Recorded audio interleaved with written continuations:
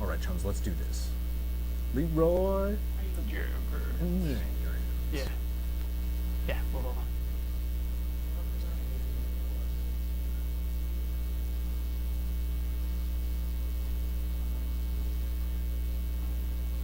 Hi everyone, welcome to Cosmic Comics. We're here streaming for the Bellingham City Champs April tournament.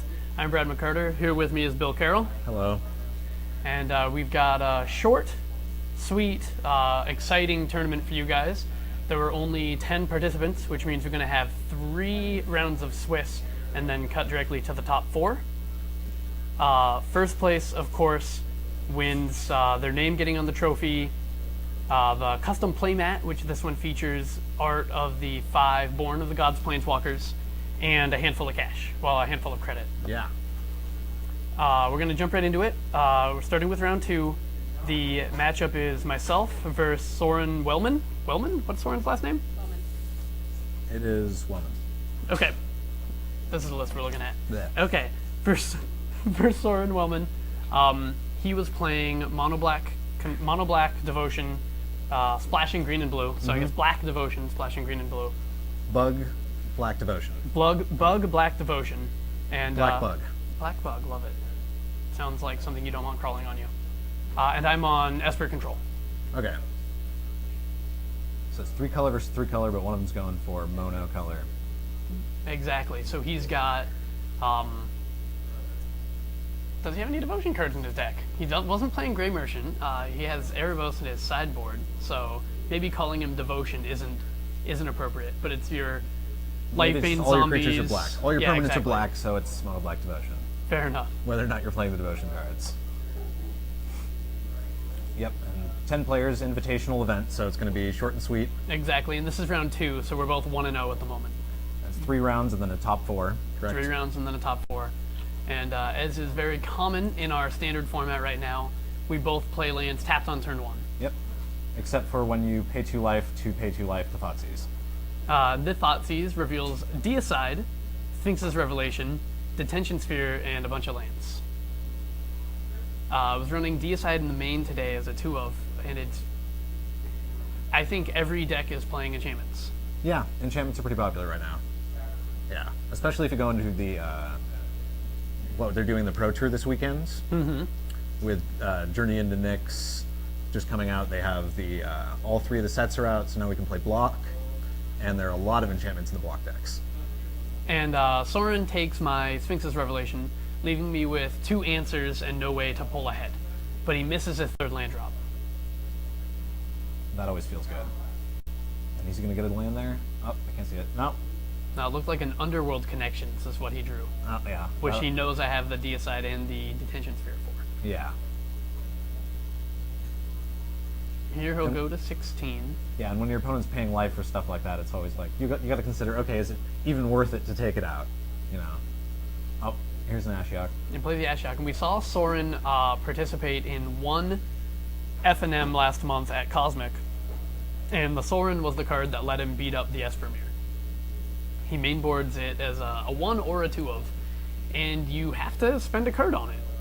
Yeah, Ashiok, I was playing against it the other week in F&M, and I didn't think it was going to be a problem, and then at the end of the game, it milled me past my combo pieces and made me lose the game. So there, I get it with a Detention Sphere, but he clearly has 2 Abrupt Decays in hand. So the Ashiok fight is far from over. Soren doesn't hit his 5th land, or did he play his 4th land this turn? Yeah, he's got 4 lands out, looks like. Right, he did play the Mutavault this turn. Yep. And these expensive mana bases, doesn't look like there's any basic lands between them. Oh, counter your Night Veil Spectre with a Dimir Charm, nice. Actually, you destroy the... Oh, just kill it. Yeah, you can counter sorceries. You can destroy creatures with power 2 or less. And now he's starting to hit the land, so it looks like he's cried and saw a Watery Grave. So he's trying to decide, do I need my 6th land? Nah, I'll draw it eventually. So he doesn't need it immediately. He has an Underworld Connections, an Abrupt Decay, 2 Abrupt Decays, and a Desecration Demon in hand. Makes you envy the matches where they have judges recording what's in everyone's hand. you can figure it out a little bit easier. Oh. She's gonna Abrupt Decay, Fine with that. continue the mill plan. Yeah, there's not a whole lot of ways you can counter Abrupt Decay. You can trade your Perplexing Chimera for it and then redirect it to the Perplexing Chimera. You can always just get rid of the targets, right? Right, of course. You just bounce your Detention Sphere. I have successfully countered your spell by making it irrelevant, but it is technically countered. It's a blue mage thing to do. True. So 3 mana says another Detention Sphere, and we'll continue that fight for another turn. But he gets to mill you for 3 more cards. Absolutely. Which, That attrition war. And was that making you nervous during the game? Getting 6 cards exiled, or when do you start sweating? I don't start sweating until he exiles the Elixir of Immortality. Yeah, but the elixir isn't going to get back any exiled cards. That's true, but as long as I have an Elixir, I'm not going to get milled. If I can eventually get Ashiok off the table, even if I just draw it every turn and turn it into my library every turn, Oh yeah, sure. then I don't lose. You got to play that carefully, though. Absolutely. Soren's trying to decide whether he's going to deploy a threat. Oh. So I think his plan there was to get it Doombladed or Devour Fleshed, so that I would tap out and he could play a He's demon. just trying to bait out some stuff before you does his actual plan here. Mills me again and sees 3 more non-creatures, which is extremely likely because there are no creatures in my main board. Yep. And how is that working out for you well in F&M? I have never played this deck before. Okay. So custom brew. It's kind of stock. I didn't really have time to test, so I stole a list and I threw some Deicides in it. Oh sure, yeah. There's Elspeth, and there's the Elixir of Immortality, which means I am in fact on a clock. It's a pretty slow clock and I have an Elspeth in play, but I know the black deck has answers to Elspeth. Now I'm trying to remember what that combo deck was I was playing that needed stuff against the Ashiok. Okay, what is he playing next here? It's either going to be an Underworld Connections or a Demon, I think. Oh, Underworld Connections, okay. He'll draw the card. And do you like to deicide those? Yes, absolutely. I think that's the only target in the main in this matchup. And does it lobotomy them even if they're not a god? It does not. It only lobotomies gods. Okay. So he knows I have the Deicide, so he's still getting up a card when he does that, because his replaced itself, and mine doesn't. Alright, here we go. 5 damage, Pointed at Ashiok. of course. He'll animate his own Mutavault. Yep. Oh. And the question is he going to block a token or is he going to block a Mutavault to trade? He opts to block the Mutavault. That seems like a better choice. You got a never-ending stream of tokens once that's out. Yep, and an additional Mutavault.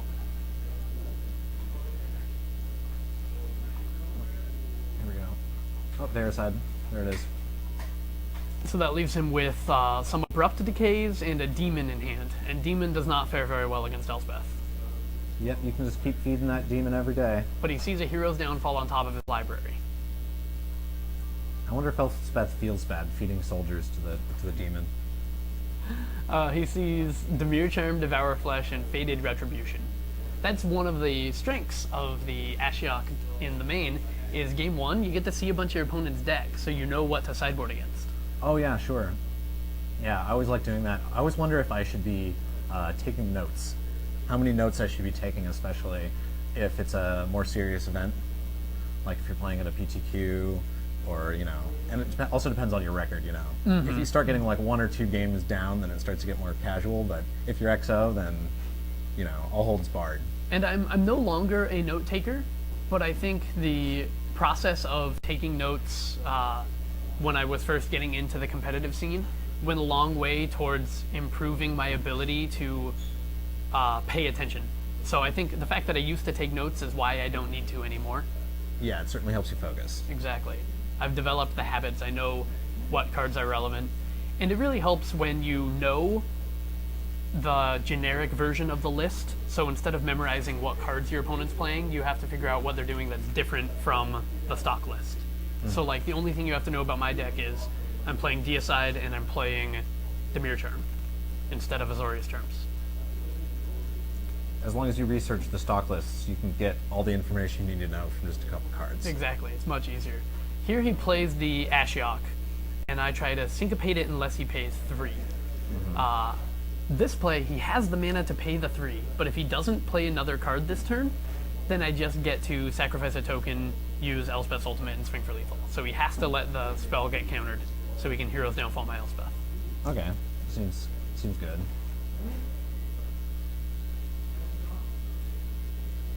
He goes to his combat step, I say, okay, I'm not going to sack a dude. Okay, I have a million soldiers out. Have fun.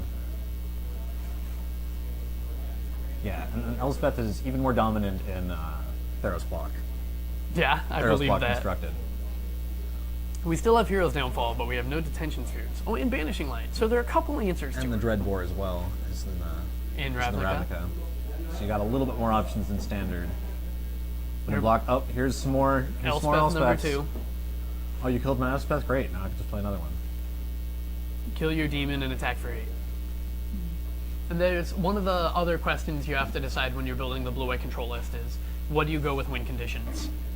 The usual options That are... 3/5 guy is the stellar one, right? Which one? Okay, so when the 3/5, and then when he's tapped, he's hexproof, or when he's untapped, Oh, he's hexproof? Prognostic Sphinx? The Prognostic Sphinx, I yeah. haven't actually seen anyone play Prognostic Sphinx in quite a while. Well, I was just watching some commentary last night on it, and they were saying that that's the answer. That's your best answer to the Elspeth, is because you can deal with Elspeth efficiently with that card because it doesn't die to it. Fair enough. What I don't like about Prognostic Sphinx as a main board win condition is playing no creatures right now means my opponents, let's say Doomblade. I know most people don't mainboard Doomblade, but their removal spells don't do anything. Yeah. If you play Prognostic Sphinx, the removal spells don't kill your win condition, but they still make you discard a card.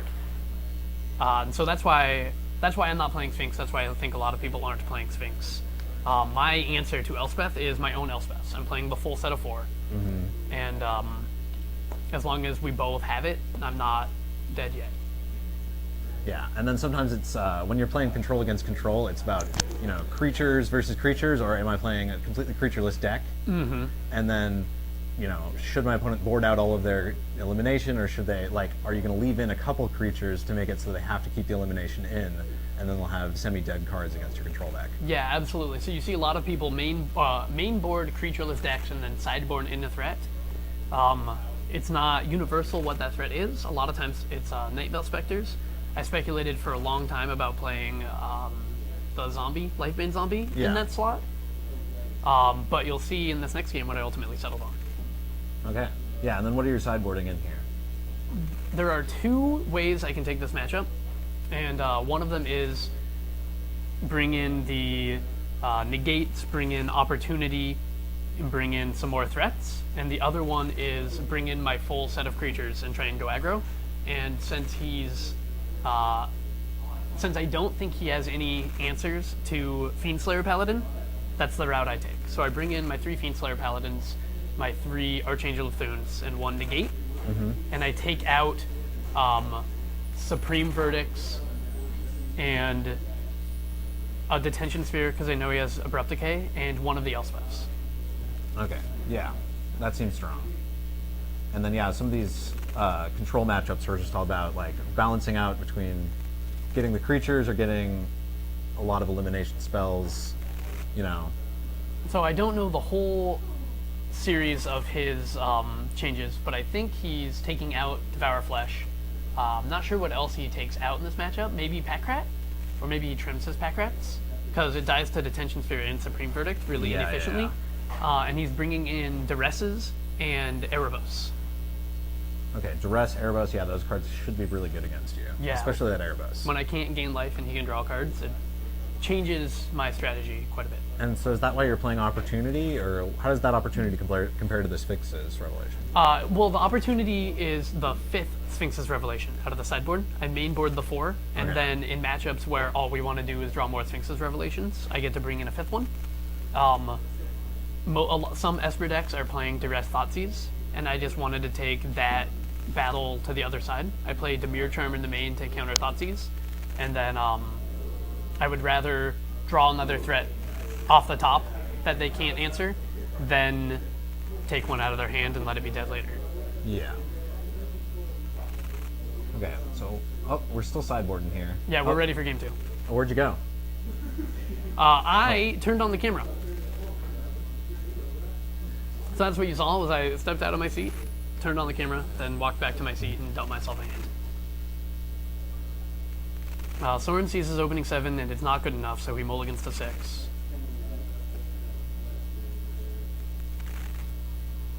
That's always one of the weird feelings inside Magic, where you're starting up and then you want to mulligan, but your opponent isn't there, so you like wait for them to get back to mulligan. So you can be like, okay, this hand is bad, I'm gonna mulligan it.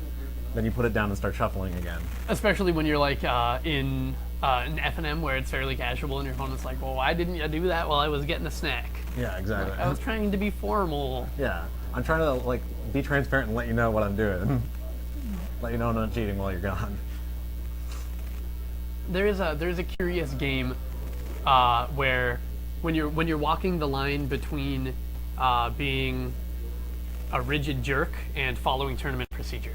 Yeah. Because if you're playing with people who aren't used to you following tournament procedure, then a lot of those actions seem really terse and rude. Yes, especially if you're transitioning from like casual player to an F&M, or like it's your first F&M, you've certainly got to cut those players a little bit more slack. Like, please untap before you draw, and they're like, it doesn't matter. Yes.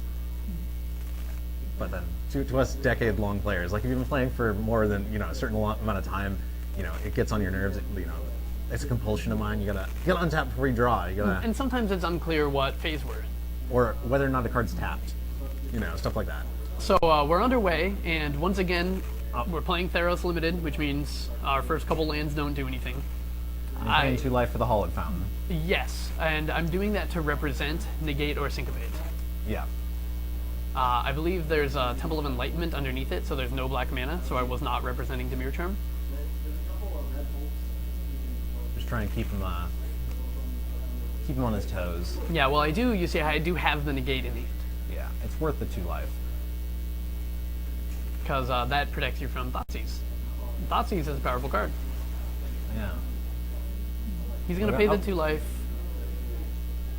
I remember last game you didn't end up paying any life for lands, which was pretty good. There's the negate.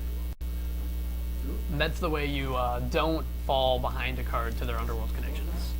Let's just negate it before it can even come into play. And that's an option that's only available to blue players. Yes, sir. And there's Fiendslayer Paladin. I brought this card in every post-board game all day because it has protection from black and it has protection from red. Who doesn't love Ewan McGregor? So he can't kill it. Or Yoda. You can call him any old Jedi name and it'll work. There's the Deicide on the Erebos.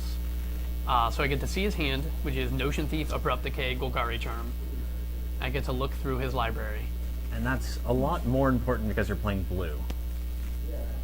Is when you're reading through certain cards, like a white card, for example, it's like, oh, look through that player's hand. Doesn't really matter if you're playing... Yeah, absolutely.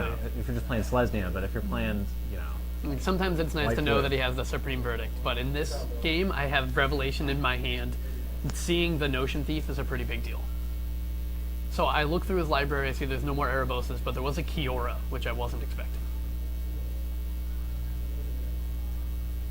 Yeah, and that's like an upgraded version of the Ashiok mill strategy. Because with Deicide, you get to look through their entire deck. Mm-hmm. Once you hit that 2-mana and you have an enchantment to target, boom, you see all your stuff. Again, you only see their stuff if you hit a god with it. Oh, okay, so you don't even get to activate that unless... Okay. That's what I get for just reading the spoiler once. Fair enough. So now we're playing a fun mini game where I have a threat and he doesn't have any cards that answer it. So he's on a clock and I'm gaining life. Here's some lifelink. Hopeful Eidolon is hopeful. I play a second Fiendslayer Paladin, he flashes into Notion Thief. And he knows. Well, he knows that you know, so he's just going to flash it in now. Exactly. Duress sees Elspeth, Fated Retribution, Elixir, Syncopate, Sphinx's Revelation. Yep, that's a bunch of things. And that duress is just a strict upgrade to Thoughtseize when it comes to your deck. Absolutely. Well, Thoughtseize can take Fiendslayer Paladin. Oh yeah, once you board it in. Exactly. He takes the Elspeth. Yep. And at the moment, I think that Syncopate is the only card in my hand that's going to be relevant in this game. Yeah, well, he lost the Elspeth last game, so he's probably giving it more respect than it deserves at this particular moment. Because he has to figure out in 3 turns how to kill my creature that can't be targeted by any of his stuff. And now I have a counterspell in my hand, so he has to figure it out twice. I pay the 2 life just so I can syncopate for 1 more, and right now I don't feel like my life total is important. Yeah, 24 life, you're high and dry. He's getting into the danger zone here. Oh. And why is that a valid enough threat to your strategy right now? It has 3 toughness and 2 power. If I attack my Night Veil Spectre or my Fiendslayer Paladin into it and he blocks, the Spectre just eats my Paladin. It's just bad math for you. Yes, exactly. His creature has the right numbers in the right places. Temple of Malady sees Temple of Deceit. Both of those go, well, I guess Deceit goes to the bottom of his library. And what's in your hand right now? Elixir of Immortality, Sphinx's Revelation, Fated Retribution, and something else. Okay.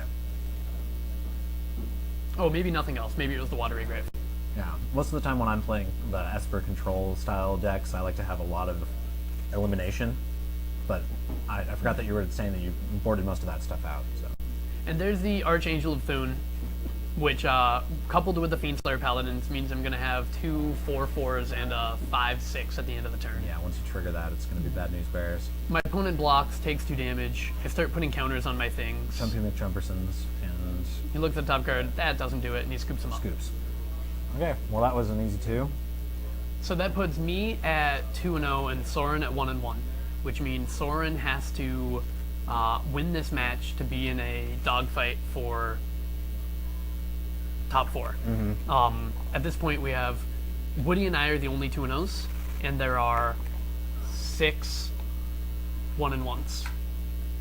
So if 3 of those 1-1s win, which is likely to happen in the next round, then we're going to have 3, 4, and 5 are going to be at 6 points. And that causes you issues. Does that give you an even top 4? Or does somebody get a tiebreaker into the top 4 at that point? Exactly. Well, in this case, one person gets tiebreakered out of the top 4. Yeah. And so you have to hope that your opponents did well, because that's the first tiebreaker is your opponent match win percentage. Yeah, and that's always kind of an awkward deal when you're trying to do the math. And it's like, oh well, I'm just here to play Magic. I'm not here to try and figure this stuff out. Yeah, exactly. It's a mini game that when you are first going to competitive events, it's really nice if you have a veteran buddy to do that math for you. Yeah, most of the time it's just ask the person who knows the most about it. Can I draw with him? Yeah, just go ask the reliable source, because there's going to be like 1 or 2 people in the room who know what they're talking about. And even those of us who know, it's not comprehensive. Like, a lot of times we don't see our opponent's match win percentage. We just know things like, oh, you won your first couple rounds and then lost? Well, your opponent match win percentage is likely to be higher than the mean, which means you should be favored. Yeah, you just know general information. And if you have very specific information out in front of you, like last night's FNM, we had more information at the end of the event. So, like, most players aren't privy to all of the information. Exactly. And so if you get that information, you can sometimes get an unfair advantage over other players by having that metagame information. Should I ID in the next round or not, kind of deal. So what you see in PTQs and opens and like 7 and 8 round events is usually just before the final round, they'll post the comprehensive standings, including tiebreakers. Just to keep everyone's heads from exploding. Yeah, well, so that when you're making those intentional draw decisions, you have the information, whether or not you are drawing into or out of the top 8. Yeah. Because that can definitely be that's the one Magic metagame that I'm not a big fan of. Yeah, absolutely. I like the ones that are based around the cards, not necessarily based around the tournament.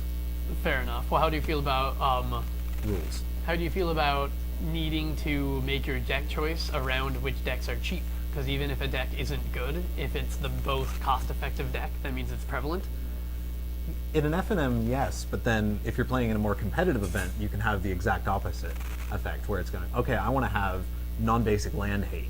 I want to have Mutavault answers. Because I'm going to be playing, like, inside these last games that you were playing, like, nobody's playing a basic land throughout the entire game. So Woody's sideboarding in Contaminated Ground inside his enchantment deck right now. Really?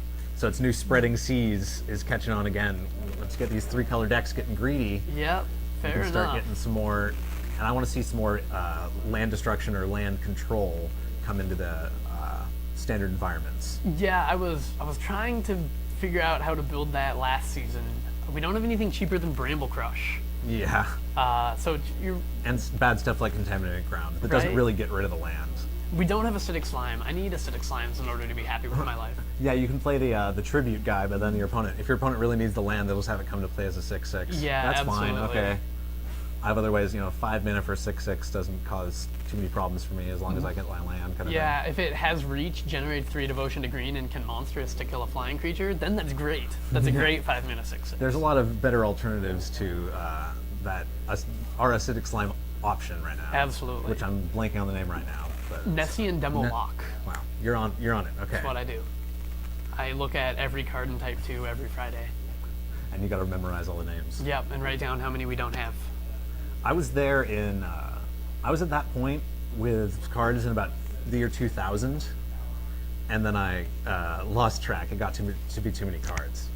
That's a feature that Cosmic is going to start implementing is on Thursday night, so the day before the FNM. We're going to start posting our Type 2 buy list, which means everything we don't have, commons, uncommons, and rares, these are the things that we will buy.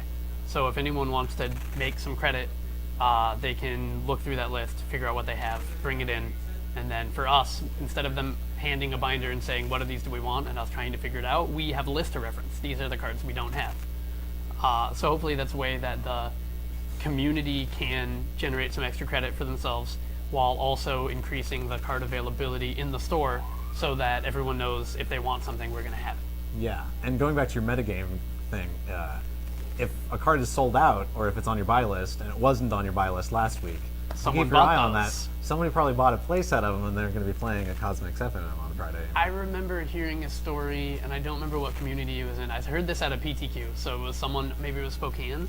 Someone said that he had bought all of the Swords of War and Peace in Spokane, and he didn't play that deck. He just didn't want to play against it.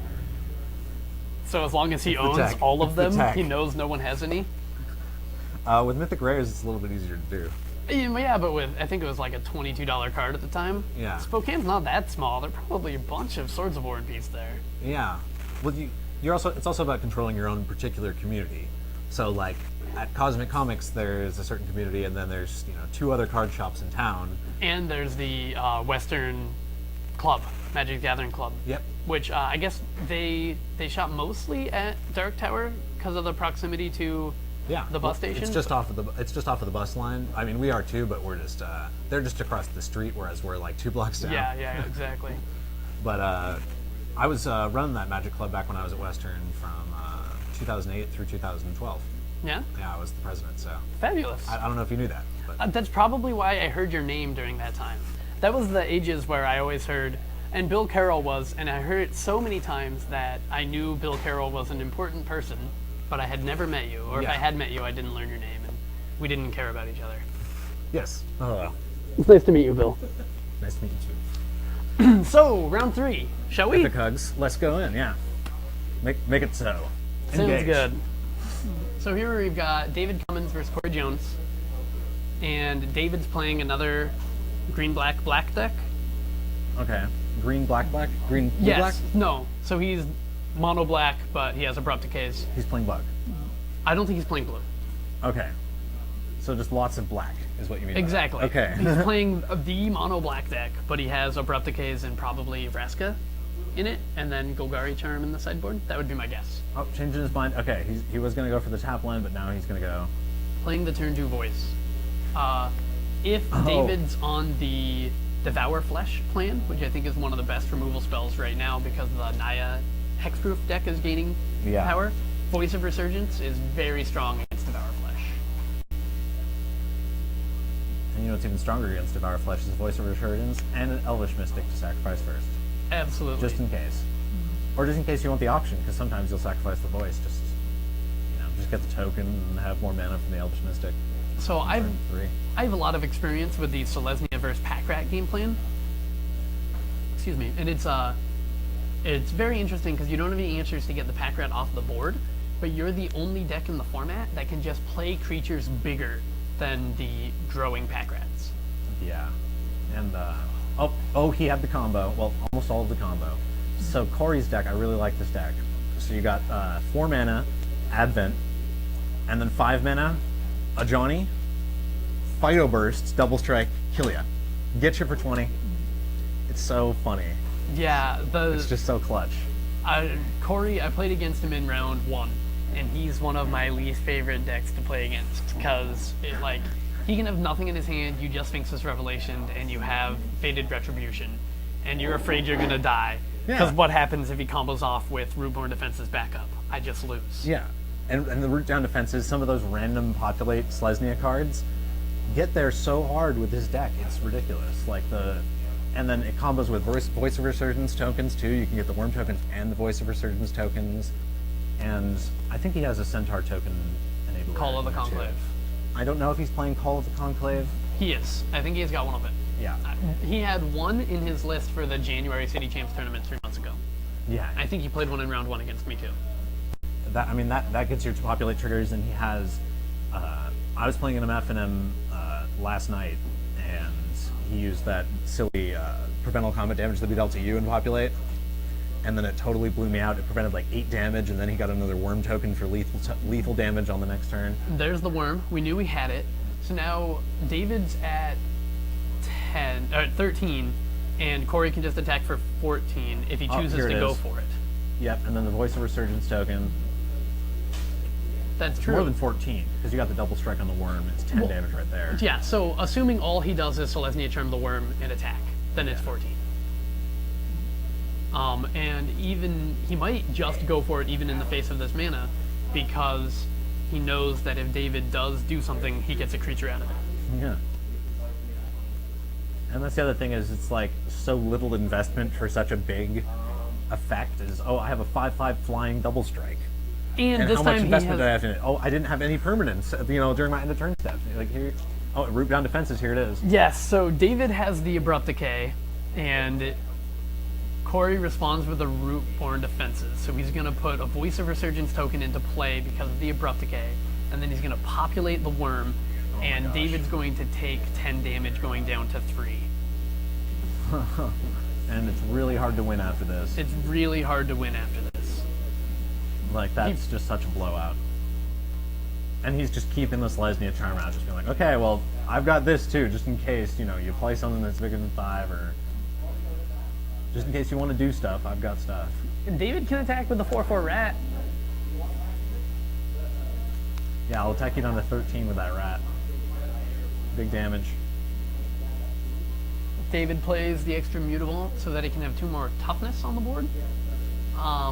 But he's got 5/5s to deal with.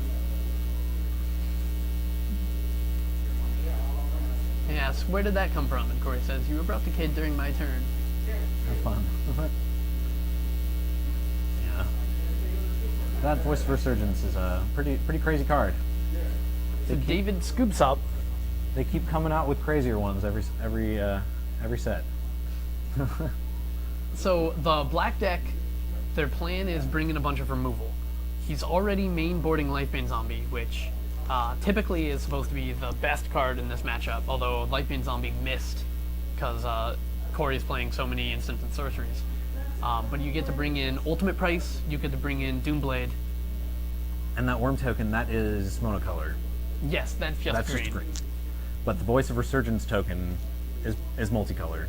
Yeah. And the Voice of Resurgence is multicolored. And the Centaur is just green.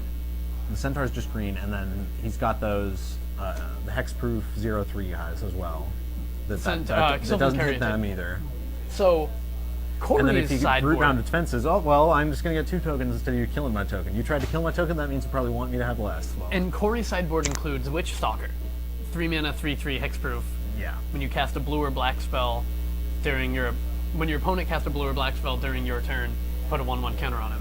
Yeah. So now we're back to David needing Devour Fleshes in order to deal with that, but Devour Flesh is so miserable against Voice of Resurgence.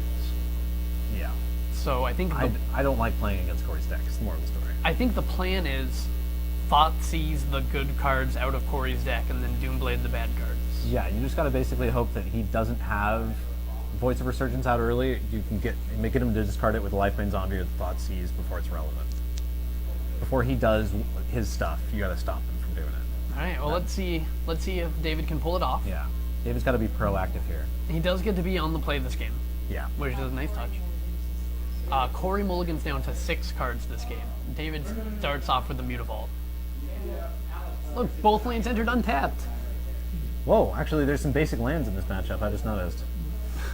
What the heck? So there's a Brain Maggots, which is the new Mesmeric Fiend.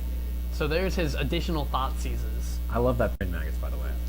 That might be my new favorite card in the new set.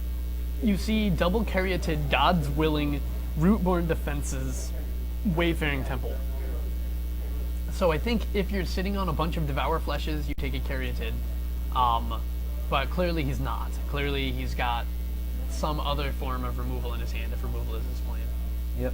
Well, the Devour Flesh works pretty well against this, but I feel like he probably sideboarded that out. Like you're saying, it's just not a very good card for this matchup. I don't know, I think you have to keep it in.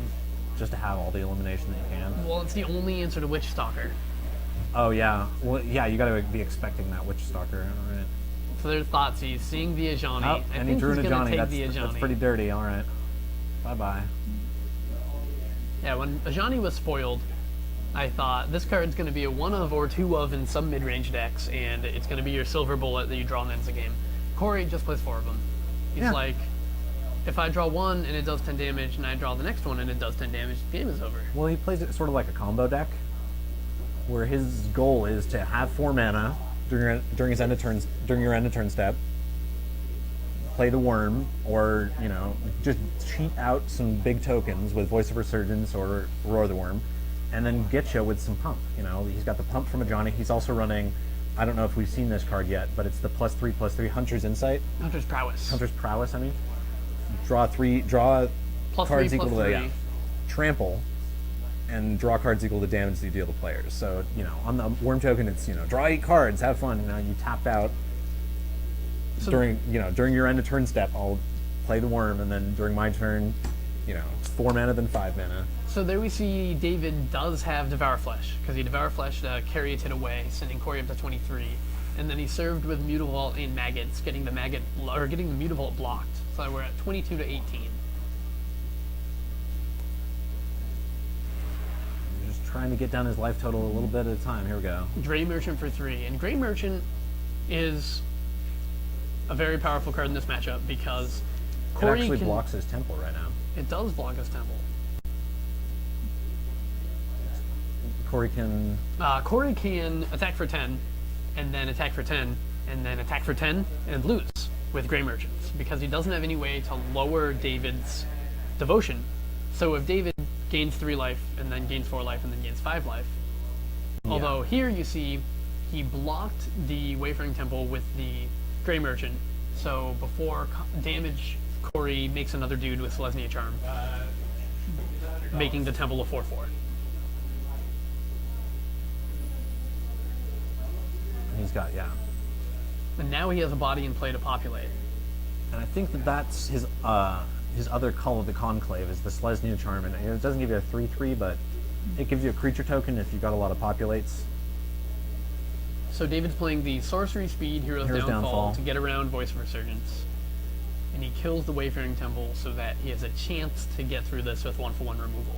So far, David's not down any cards, other than, I guess, the chump block with the Grey Merchant. And the Brain Maggots puts him up 1, and Cory's Mulligan puts him up 1. So David can still potentially get there with 1/1 removal. Yeah, playing attrition against Selesnya is just an uphill slope. Do you think that he was misplaying last game when he did a abrupt decay during Cory's turn? I don't think you have a choice. Yeah. There, David gets to trade the vault for the voice, making a 3/3. So as we talked about Cory's deck being a combo deck, I guess it's like modern pod in that respect, where your plan A is I combo off, and your plan B is I play 2 mana 3/3s and attack. Yeah. I mean, what is the modern pod doing these days? I don't pay too much attention to the... It's either doing Modern scene. Malira Kitchen Finks, sack to gain infinite life, Okay, get Death Cap, sack to do infinite damage, or it's playing Kiki Jiki Restoration Angel or Kiki Jiki Deceiver Exarch to make infinite dudes in So you attack. play all of the creatures that can give you combo pieces, and then worst case scenario, You play they're Kitchen Finks creatures. into Restoration Angel, and Oh, darn, they're swing. creatures. Exactly. So we've got Advent of the Worm, 5/5 coming in, a Voice of Resurgence, 5/5 coming in. David is at 14 life. He's got a 6/6 in play, which Cory's going to have to deal with, and that might just be a Selesnya Charm. Yep, it's just a Selesnya Charm away, or just, sacrifice a Duder, which, he's got a bunch of. Sacrifice a Knight, and then pump your Worm token up to 10, 5/5 flying. Get ya. So he's going to make the non-trampling creature a double strike. Seems strong. Although it'll go down to a 4/4 if he sacrifices something.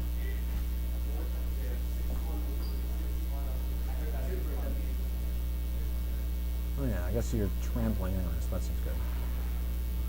If he does like that, it becomes a 4/4, so you've got 8 in the air, 5 elsewhere, that comes to 13 if there are no blocks. But you can't not block because Cory has so many instant speedways to generate a creature. Do you think you should have attacked just red zone with everything here? Or at least red zone with a Knight token? I think if you attack with the Knight token, it's gonna get eaten by the Merchant for no value. I think what you want to worry about is a removal spell. Yeah. I mean, are you too worried about that value block? Like, if Grey Merchant blocks the Knight, then he's taking an extra 2 damage. Oh, I guess he had no cards in hand. He doesn't have any cards in hand. Yeah, I suppose that's true. But I think It's just win more, I guess. Yeah, you Cory- don't really need. Cory likes to get ahead and then play fast and loose. So I think what we're seeing is autopilot. I've got a bunch of creatures. I'm gonna turn the biggest one sideways. Have you dealt with it? Yeah. And if David looks like he's starting to do with it, May as well play safe. Because, I mean, you're so far ahead. Sometimes when you're playing aggro, like, you have an opponent who you might have a hard time dealing with, or like you're trying to race them. But in this case, it's not really that close to a race. It's just, mono black. This black deck has just got to get enough advantage. Oh, there we go. yeah. So GG. Cory sends everything in. He shows Banishing Light, which is a new Journey to Nyx card. Now every white deck gets to play Detention Sphere, not just blue-white. Oblivion Ring. Which is, in my hope, that means Naya's going to come back to the front. We've got a lot of really interesting Naya control options. But what we were missing for a long time was our good removal spells. We had Mizium Orders, we had sometimes Chain to the Rocks, but we had no way to deal with big stuff or non-creature stuff. And Vanishing Light deals with, Whip of Erebos, it deals with gods, it deals with 7/7 demons. Yeah. I mean, the key with the Banishing Light is, I mean, do you re-release Oblivion Ring, or what are the advantages to coming out with another Oblivion Ring? And I think that there's 2 major reasons that I can see. Is first off, EDH, and I call it EDH because I've been playing since it was EDH, but Commander for you new players out there. You get another Oblivion Ring into your white decks. And then the other reason is you don't get to break Oblivion Ring with the whole bounce it with the trigger on the stack. And they've come out with these new versions of them, which while it's in play, you get it, and then when it's gone, you're going to get it back, and regardless of how the triggers stack up and how you abuse the stack. Exactly. I had probably as much fun as anyone playing Oblivion Rings in response to their ability, sacrificing them to Magma, and then attacking with my Sun Titan to get it back. You can do really silly things with it. But you can't do that anymore with Banishing Light. Yeah. Which, I mean, playing against newer players, it can get frustrating. Like, newer players don't even know you can do that. So it's the whole, like, this is BS revelation. Exactly. Which is never fun. And then the other thing is, it's like, how much power do you need to have on it? Like, does it need to be able to do that when it's already that good? So Banishing Light and the new 1+ white guy, Banishing Priest. Banishing Light, Banisher Priest are the fair versions of their Of Fiend Slayer, Fiend Hunter, and before then the Mr. Torment guy, the original. I gotta harken back to that now. Yeah, right? Faceless Butcher. Faceless Butcher. That guy's a man, by the way. I love that guy. So with Cory winning that one, he puts his name into the dogfight of So he's 2-0. Yeah, 2-1. 2-1. Okay, well, yeah, that was round 3. Exactly. Because we're doing round 1 was unfilmed, so now we're going into the finals. Correct.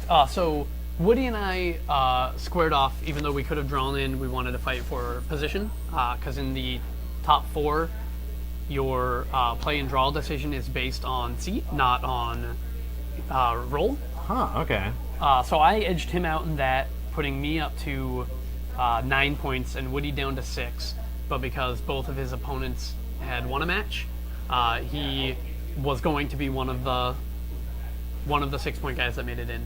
Okay. So we end up with Soren Wellman making it into the top 4, Cory Jones making it into the top 4, Woody Sikowski making it into the top 4, and Sam Wise making it in 5th place, also with 6 points. Okay, so you just got edged out there, and it's about the win-draw-loss ratio. Exactly. So the first tiebreaker, the one that lost Sam Wise in that position, was opponent's match percentage. Yep. Sometimes it's just, sometimes it's just up to random chance. You gotta, play the cards you're given, and try not to lose the game. Let's go into our top 4, which is going to feature me and Soren again. So if you want to be seeing Elspeth squaring off against Desecration Demons, we've got that for you. Elspeth / Ashiok. Elspeth versus Ashiok. Fair enough. That'll be the Planeswalker duel. Absolutely. And speaking of which Planeswalkers are you looking forward to seeing that we haven't seen yet? We got Urza. Karn got an incarnation, but he got Phyrexianized since then. So I was looking forward to that happening. But then they never came out with a black version of Karn. I wasn't around during Time Spiral. So I wasn't paying attention to this. I only know the story Lorwyn forward, basically. Okay. I really only know the story Zendikar forward, but I can kind of piece together Lorwyn and Shards. But my understanding is that in Time Spiral, a lot of Planeswalkers lost their spark. So I don't know which of the famous characters like Yawgmoth or Nicol Bolas are eligible to become Planeswalkers. Well, Nicol Bolas is definitely still a Planeswalker. Yes, we have absolutely. that confirmed. Is he still a Planeswalker, or did he become a Planeswalker again in Alara? I haven't been reading the storyline, so it's not confirmed, but he's definitely been a Planeswalker after Yes, Time Spiral. absolutely. He fought Ajani Vengeance. And the cool thing about Urza, can we go on story Go right time? ahead. Story time with Bill. Okay, so Urza's the coolest Planeswalker because he's 5-color Planeswalker. He's a total badass. His eyes are mana stones. So if you remember those, comes into play tapped stones from back in the day, they're 2 mana, like Charcoal Diamond Tap and for stuff green, like that. tap for Yeah, tap so for think one about color. that, except they're 5-color. And then he has those are his eyes. Okay. And during the Apocalypse storyline, he created Gerard with his magics and bioengineering and stuff. And then Yawgmoth has him square off because he's evil like that. He likes to have pit father against son. Gerard cuts Urza's head off with a magical axe that's designed to kill Planeswalkers, and it severs Urza's connection to his magic, and it basically sunders him apart. But he's still a head, and Gerard carries him around for the rest of the book, and he gives him good advice, like just Urza's head, which would be a fun artifact, by the way. So he's like the face of Bo, if you're a Doctor Who fan. I haven't seen that. He's just this all-powerful magical face. Yeah, well, sort of. He's still a head, and he's got mana crystals in it. And then the cool thing is that he is part of the legacy. So at the end of the book, you assemble all of the legacy, which is Gerard and Urza, inside Karn, and then there are a bunch of other artifacts. It's sort of like Captain Planet, where you get all of our Your powers combined. Or basically, you assemble all these magical ingredients together, and then it catalyzes into a giant explosion that kills Yawgmoth. Okay, and that's where we got Urborg. That's where Yawgmoth, he's dead, and there he sits. Yeah, well, that's his tomb is Yawgmoth, the Urborg tomb of Yawgmoth, and then the card Vindicate is the destroy target permanent is that happening. Oh, okay. So in the illustration, you see the Weatherlight blow up, and the Weatherlight is another part of the Legacy. So the Legacy is the Weatherlight, and then there's Karn inside the Weatherlight, Gerard and carrying Urza's head inside there, and then there's a bunch of other various artifacts as well. So Vindicate was originally cast on Yawgmoth. Yes. Destroy target Yawgmoth. Sounds good. So yeah, it's destroy target permanent, and then it can still destroy planeswalkers, which is great. So I like that flavor hour too. Glad Being that able all to worked destroy out. planeswalkers before they even came into existence in the card game, Excellent. because they're inside the storyline. But it should be fun to see if they ever come out with a 5-color planeswalker, what his abilities will be. Well, now let's look at that Ashiok versus Elspeth matchup that we were talking about. Okay, Ashiok versus Elspeth.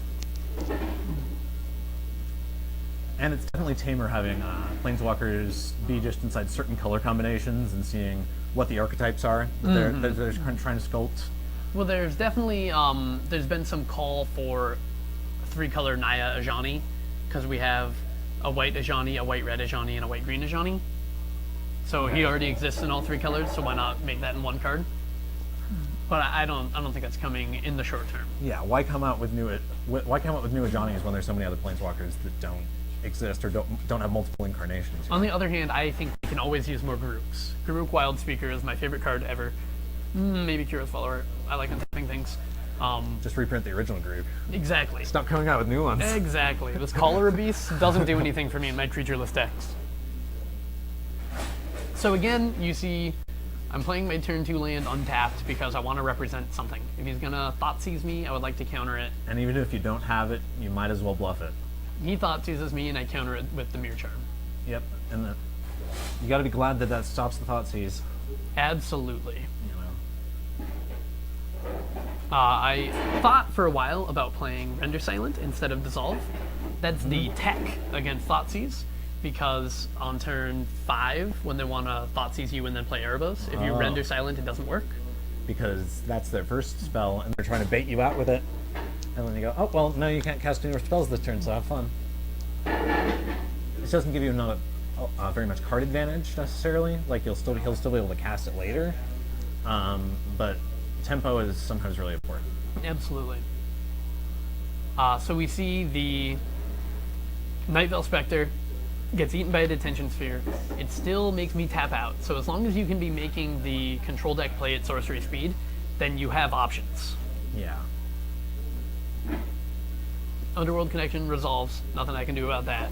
And he's probably thinking, okay, well, I lost against him before. Now it's going to be, I got to make up the difference and not lose to Elspeth this time. Oh, speak of the devil, there's Elspeth on the top of your library. Elspeth on the top of my library is safe where it can't get duressed. Yeah, and is there an Elspeth in your hands too? Oh, Yes, there I think is. I spied one. Yeah. So the Elspeth patrol's coming down starting next turn. You got 5 out, and then 6 lands. Here comes Elspeth. Oh, the hero's downfall. Okay, well here's another Elspeth. Now it's 6 tokens. Yep, and they all spit out babies. Yeah, and there's no stopping that. So he'll draw a card before playing his land. Which is interesting. Perhaps he's looking Makes you for wonder, a yeah, land. makes you wonder if he has a land. It looks like he didn't draw land. And you gotta dissolve that. You gotta syncopate that for dissolve. Just straight up dissolve. Dissolve, yes. And that's, I know I have another Elspeth. I think I have a Revelation in my hand or something else that's worth protecting. Yeah, just keep him from even knowing about it.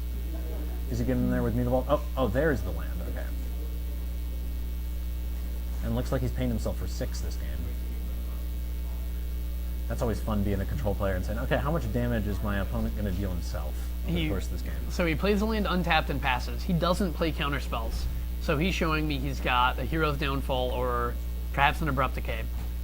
So I play the Elspeth, I make some babies, and I'm thoroughly expecting him to Hero's Downfall it. And then there's an Abrupt Decay, which is, okay, sure, well, at least it's not a Hero's Downfall. Now we're playing 2 of the same colors. Although he doesn't have any blue mana in play at the moment. Okay.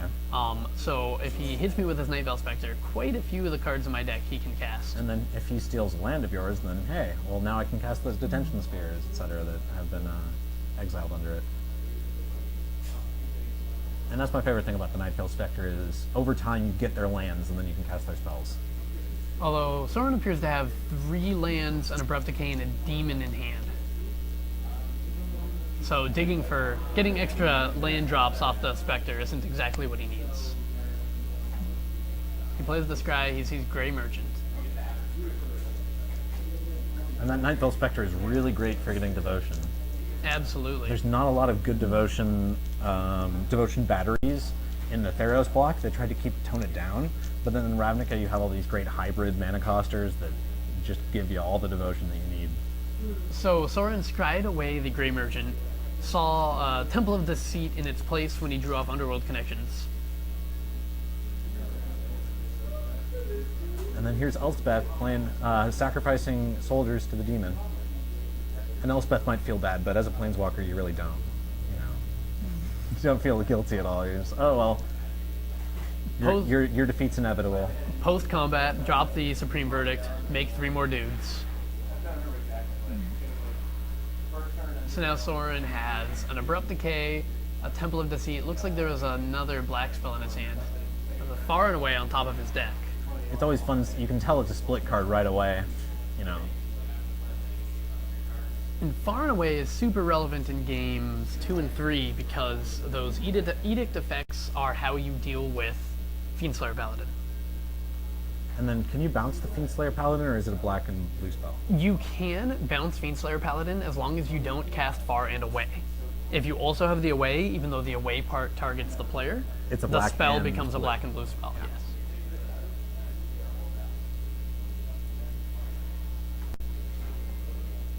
So he Underworld Connections into Kiora. Oh, so it's Ashiok and Kiora versus Elspeth. Yeah, I saw the one Kiora when I decided him in the previous match. So he uses Kiora's -1, lets him play an extra land. That looked like Jason Mind Sculptor, but I'm assuming it's not. Judge. No idea what he put on the bottom of his library. So I point 2 at Kiora and 1 at Elspeth. And you're expecting some sort of elimination to save Kiora kind of thing? I'm not. What's your 1-mana elimination spell that you're worried about? It's Ring Flesh. It's like the only option. Is that really like, do you think that he has that? Or? No, I don't. But I also think the 1 damage doesn't matter. So I think I think I'm slightly favored making that play. Yeah, sometimes it's about, okay, you're worried about it, but then should you just rule it out as a possibility altogether? Yeah, in this case, I wasn't... Is he even playing Ring Flesh? I wasn't worried about it. I was very, very confident he's not playing it. I mean, Deus him too, so you know what he has. That's true. But I Deus Ex him in Game 2. That was Game 2 Deus. And I would definitely sideboard Ring Flesh out against the Esper deck, right? Yeah. But it kills a soldier token. It's irrelevant. Oh, there's the scoop phase. Enter scoop phase. Absolutely, and I feel really good winning game 1 again in this matchup because I have 2 ways that I can sideboard against him. So that means I can do one of them and he doesn't know which one, and then if it works or it doesn't work, or if it doesn't work, I can switch or not and he doesn't know. So we get this whole sideboarding mind game. That makes me feel extremely favored once I win game 1. Yeah, and one of my favorite mind games, talking about Magic metagames, is when you pretend like you're sideboarding, just to meta them out. Absolutely. You put in 6, you shuffle, you look through your deck, and you take out the same 6. Yeah. If you don't have any sideboarding options, just act like you do. Just make them think, oh, well, what card is he sideboarding against me? Like, and then you make them like try and think, and they're basically just spinning their wheels because they're not getting anything productive from it. So it just makes your opponent get off sidetracked, make them think about something else other than what you're actually doing. Absolutely. I read once that the correct way to sideboard is to always put all 15 in and then take out the 15 that don't matter. Yeah. I find in big tournaments... And do that in game 3 as well. That's really relevant inside, is if you're trying to play the mind game, is trying to psych them out, is even if you're going to do it or not, always sideboard on games 2 and 3. And even if you're not going to do any changes, just to see if you can mess with them, or just to give yourself the opportunity to say, okay, every game I'm going to sideboard or consider sideboarding and make decisions. And basically it promotes active thinking and proactive thinking, saying, okay, well, I'm going to give myself the opportunity to make the right play. On the other hand, it doesn't really apply here in our 5-round tournaments. But if you're playing in a 9-round tournament, sometimes shortcuts that let you not think actively are advantageous because you're going to be spending all of your brain power every day or every minute. So you have to decide. It's a good routine. Are these calories worth the extra percentage points? Yeah. Because you only get so many calories. If you use them to stretch your Tesla-lights, you don't have them anymore. Yeah. And sometimes it's like, okay, well, do I do the shuffles at 15? And it's also dependent on, okay, am I XO? Like, oh, okay, well, I'm X2 now, then, okay, maybe I'm not going to be doing so many tricks. Maybe I'm just going to play it out and then grind it out, I'm X2, if you're 2-2 at a PTQ, chances are you're not going to win the next 4 rounds. So, you're going to, loosen the slack a little bit. But absolutely. if you're, 6-2 and you need to get to 7-2, you're going to be playing your hardest. All right, let's go to game 2. Soren gets to be on the play this time. Again, he's bringing in Thought Seizes, he's bringing in Duresses. But this time, he saw the Fiendslayer Paladins already. So he's probably going to have a non-zero amount of Far and Away / Devour Flesh still in his deck. And could we get a quick reminder? Okay, so who won game 1? Is this game 2 or 3? This is game 2. I won game 1. You're 1-0 right now. Correct. And then you won the previous match too. So now he's thinking, okay, this is an uphill battle. I got to win the next 2 games, and I lost the last 2 out of 3 as well. So. But he already made the top 4. So the fact that he lost in our previous match doesn't matter anymore. Yeah. If he wins this match, then he's ahead of me. Oh, it's just for like morale's sake as well. It's saying, okay, well, I already, Fair enough. I'm facing steep disadvantage here. So he sees Revelation, Retribution, Archangel, Fiendslayer, Detention Sphere. And this is where I'm hoping he takes one of my big flashy bomb spells and I can win the game with a Fiendslayer Paladin. And this is where you're also hoping to draw lands over the course of the game. Absolutely, but both of my lands scry. Yeah. Which is excellent. Very powerful. Yeah. He does take the Fiendslayer Paladin, which means at this point I have to scry pretty much anything that isn't a land to the bottom of my library. You're definitely going to be needing, 5 or 6 lands over the course of this game. And so, no lands, got to put it on the bottom, and then, pray to the Revelation Band of goes Gods. to the bottom. Although I did draw a Watery Grave with that draw step. Oh, well, that's good. Yeah. So at least you're on, the 3rd land. 16. Can you play anything on Pack 3 Rat. lands? I can play Detention Sphere, Okay. which is a pretty good answer to Pack Rat. It's not terrible. Is it a land? It's a Sphinx's Revelation. All right, so the That's bottom not 2 very cards useful right now. of my library are Revelation. That's not where I want those. I want them about 6 What's your cards deep right Do you have now. any shuffle effects? Elixir of Immortality. Okay. Oh yeah, because you're still running that. And what are the decks you sideboard that out against? Don't know. Haven't found them yet. Just always play Elixir of Immortality. I think so. I think your choices are play Elixir or play Aetherling, and whichever one you choose, you have to stick with. So there, he duresses me, and he takes my Detention Sphere. So suddenly, I don't have an answer to Pack Rat. Okay, and do you take 2 or 1 there? I took 2 because he animated his Mutable. Oh, classy. But he's leaving another mana up. Yes. Oh, because he just dropped the Mutable. Correct, it had Yeah. Summoning Sickness. Yeah. So there's the Mirror Charm. I don't lose to Pack Rat yet. But there's another Pack Rat. Yay. Now, I start with 4 Detention Sphere for Supreme Verdict, but I sideboard out 1 sphere, and I believe I sideboarded out 3 of my verdicts. Yeah, the Supreme Verdict doesn't seem very good in this matchup, because you got the Kiora and the Ashiok to deal with. Supreme Verdict doesn't stop those. But you have to answer the rat somehow. And you do got to stop the Devotion, too. I mean, most of his Black Devotion is in creature form. So, I mean, if you're trying to stop a big Grey Merchant, Supreme Verdict is usually going to be a 2 or 3 for 1 after they play the first Grey Merchant. So there I had scried the turn before, so I knew the Paladin was there. So he takes my Revelation, leaving me with effectively 1 in my deck, because the rest is the bottom 2 cards in my library. I get the Paladin in play, and I'm miles away from casting Fated Retribution. I have the Syncopate. And how's that card working for you? Retribution? Yeah. It's very good. It's an instant speed wrath effect. Huh. I attack for 2, knowing the best thing he can do now is have 2 power and toughness, and next turn when he attacks, there'll be 3s, so I won't be able to block. So Might as well just get in there now. I have the free attack. And then he's probably worried about, you drawing contention spheres. Although it's worth noting that since the last time he looked at my hand, I drew Fiendslayer Paladin and played it off the top, and then Plains and played it off the top. So he knows every card in my hand right now. Yes, if he's hyper-focused. When you're in the top 4, you gotta hyper-focus. And Soren is a very good player. So he animates the Mutavault to make the guys 3/3s. Where's his mana tap in there? He taps it for mana to animate it, and he did not attack with it. Okay.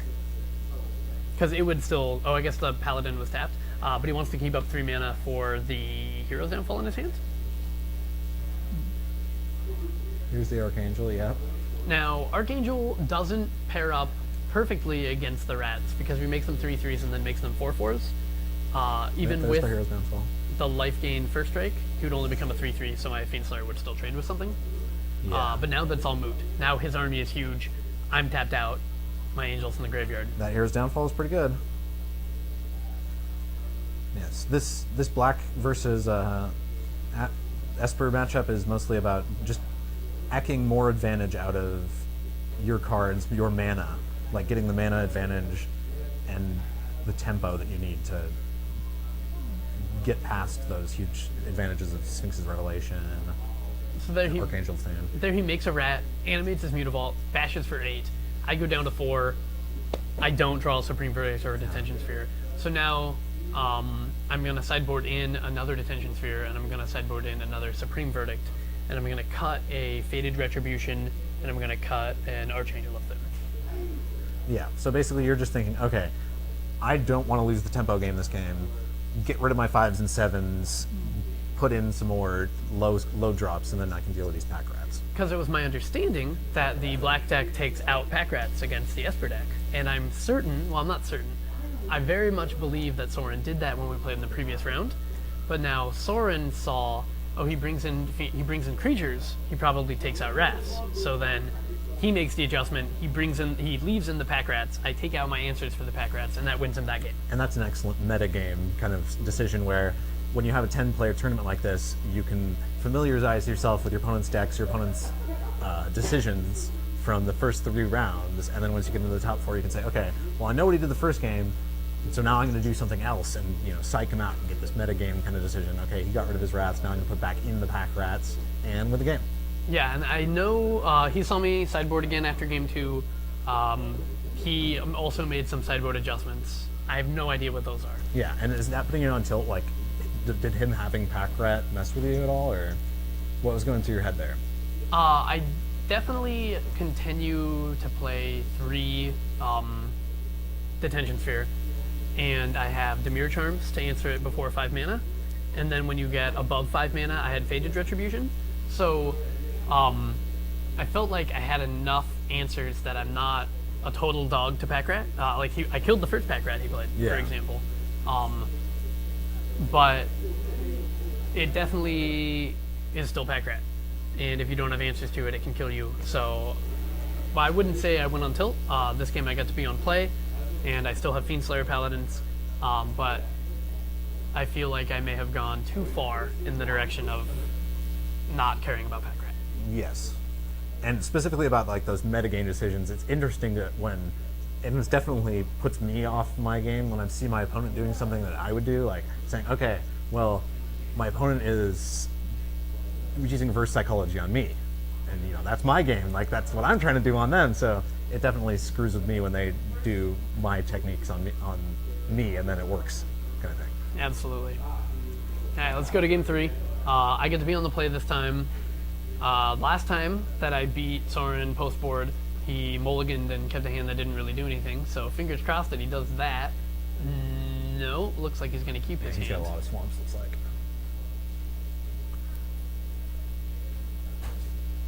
Start with a Watery Grave tapped.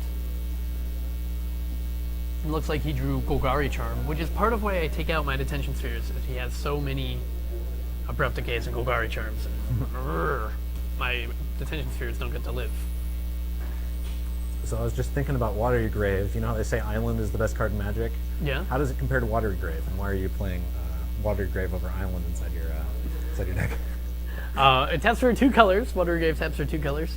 Island is the best card in Magic because it doesn't die to Wasteland. Watery Grave does die to Wasteland. Well, that's true. And the trick is when you have Scalding Tarns or Misty Reinforce in your deck, then those are dual lands that can get you Island or Watery Grave or Yes. Underground Sea. And then when you have random fetches for random duels, you can get to play them inside a monocolor deck. Absolutely. just to do it. He Thought Seizes the Dimir Charm. That card either kills Packrat, or it kills a Night Veil Spectre, or it counters a Thoughtseize. So here I'm thinking he's going to Thoughtseize me again next turn, so I'm not going to get too excited about these cards I have in my hand. And he scries post Thoughtseize, seeing the Erebos. Now the whole post Thoughtseize scry is a curious play. Typically what you want to do is get as much information as you can before you play any spells. Because had he known that he was going to draw his one of Erebos, then that Deicide might have looked like a more delicious target. Yeah. He's got a... Here, what Yes. he's playing. Yep, there's the Duress. So here, And he gets to see all of the things. Okay, double Sphinx's Revelation. You're not doing anything until turn 5. And that's only if you draw land. yes, there is So a that's got to feel pretty good for him. there is a see that land then, okay. in my hand. So I'll hit the fourth one. If I draw another draw Revelation, then I fire off one of them for one card. Oh yeah, I guess you could just... Are you just going to cast Sphinx's Revelation for 1 here? I can't do it right now. I could do it for 0 right now. I can't even because I don't have enough blue mana. Oh yeah, it's X blue, white, yeah. So there's the 5th land. Oh, I bashed for 2 because I know he knows what I drew. He knows every card in my hand. So representing isn't going to do any good.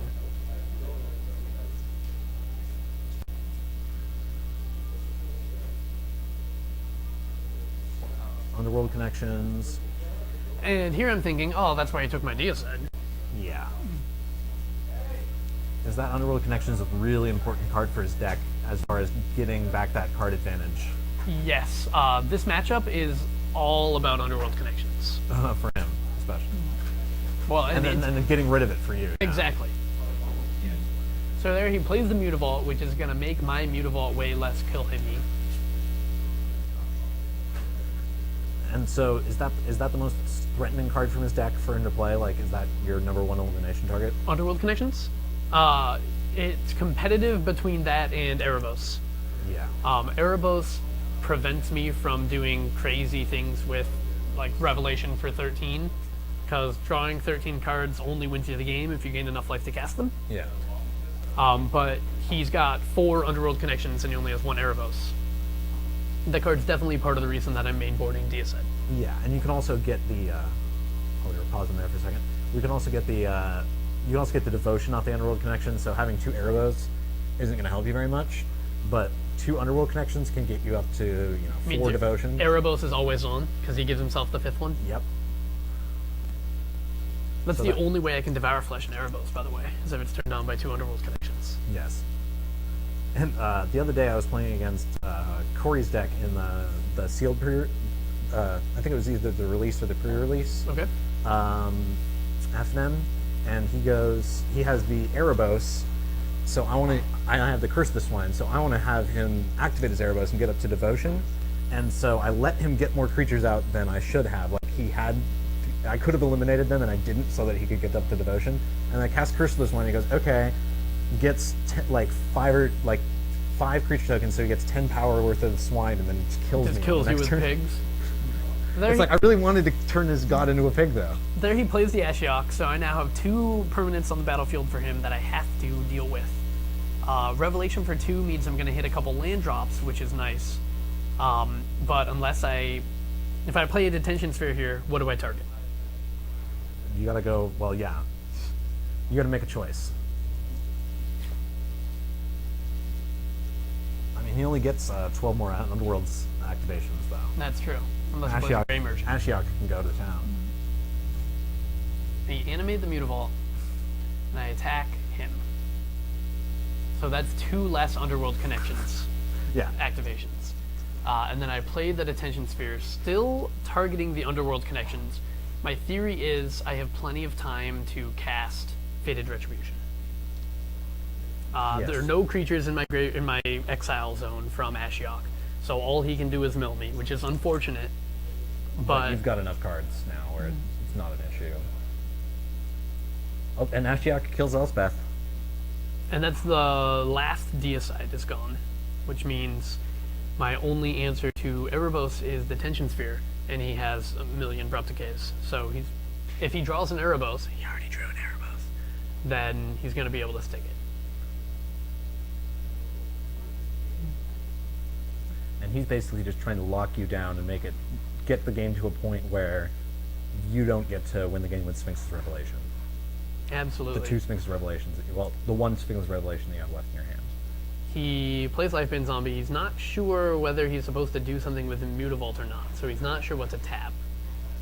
He decides to leave his Mutavault up. He sees my hand. Revelation, Revelation, Retribution.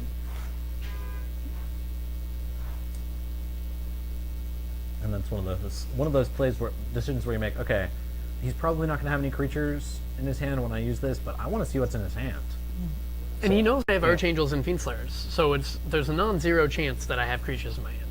Yeah, and you've got some creatures to hit with it, but I mean, most of the time you're just looking for the advantage of, okay, I know what he has, so I can play around it. So he's flickering between Erebos and Far and Away, and it looks like other than that he has 2 lands in his hand. So now he's got enough mana for Away if he needs it. And here I'm almost where I want to be. I'm almost to the point where my deck gets to play at instant speed for the rest of the game. But he has 2 threats on the battlefield that I still have to answer.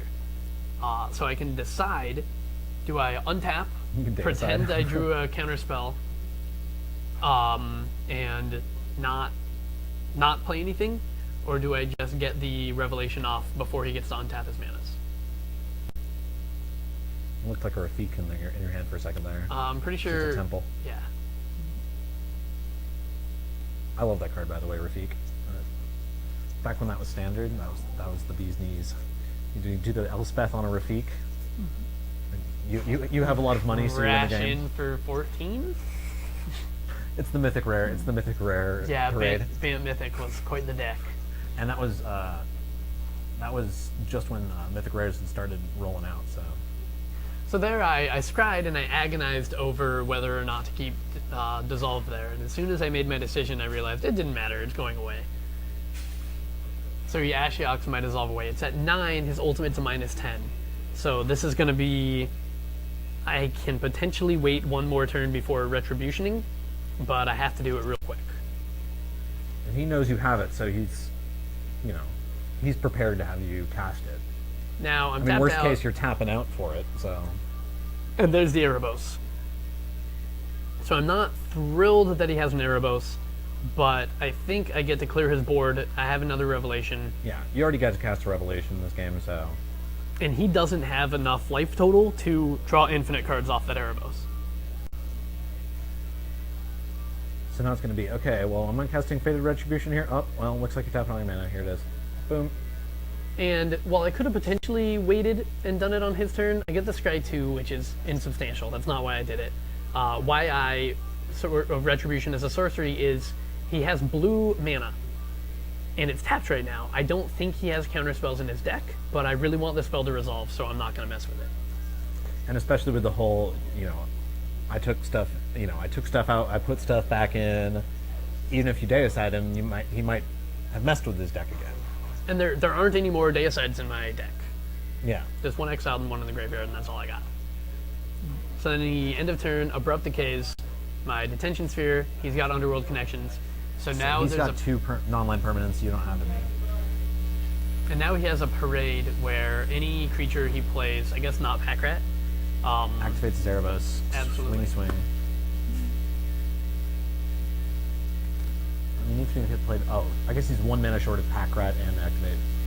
Oh, is he? No, he has. Oh, he has enough. He's got 5 up. Yeah, so he could even from a Packrat, he could go red zone with the Erebos here. It'll be 4 hits from the Erebos to kill me, though.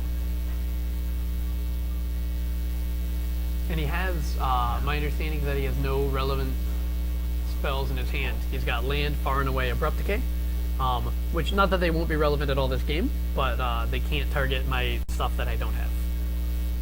Here's Nightfell Spectre. Oof. He pays 2 life to draw it, plays it. That is one of the 4 hits. And that's one of those decisions where you go, okay, I got 5 mana up, so I only have 1 opportunity to draw a creature here. And if I draw a land, it's really bad for me. But he had just scryed. So he saw Night Veil Spectre there okay. before he made the decision to draw. That's always the classy, yeah. Is you get those scry lands into the equation, it can make your decisions easier. A lot easier. I do think the introduction of the Scrylands has made Type 2 right now as skill-intensive as Type 2's ever been. Maybe not as it's ever been, but more intensive than it was, say, during Zendikar 4th season. Every deck is making decisions all the time. Yes, it's definitely better than having to shuffle your library a whole bunch. So there I Supreme Verdict to just kill the Spectre. I come in for 4, which is going to substantially limit his ability to draw cards this game. And also now he has to worry about, crashing with Erebos or crashing in with anybody because, you've got lethal power on the board. But again, this turn he knows all his spells are going to result. Yes. And I mean, it's a trade-off. Most of the time, like, I can see why you go in for the attack there.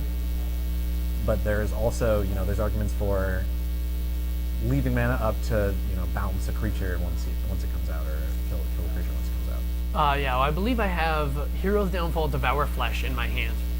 Yeah. But I only so once have Erebos goes active, I only have 2 black mana in play, so I can't cast both of those spells in the same turn this game. Yeah. Well, unless I draw a black land.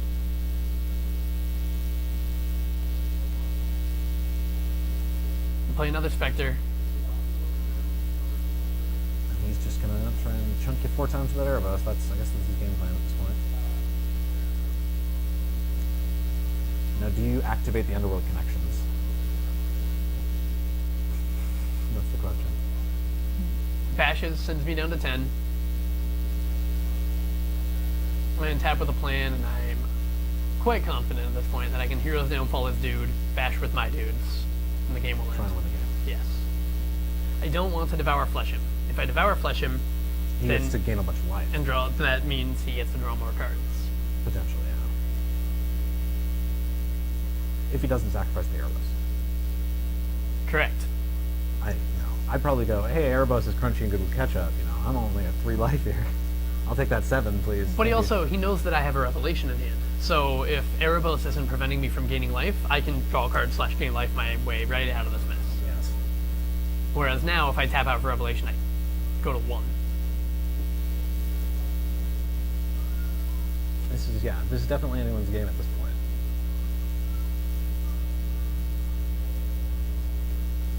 What are you doing? I don't know. I'm thinking. You're trying to decide. Exactly. You're gonna put down your hand, and just one of those high pressure moments where you just gotta take a sec, go, what am I doing here? I pass the turn. He tries to decide, am I going to draw with Underworld Connections? And he says, yes, we'll go to 2.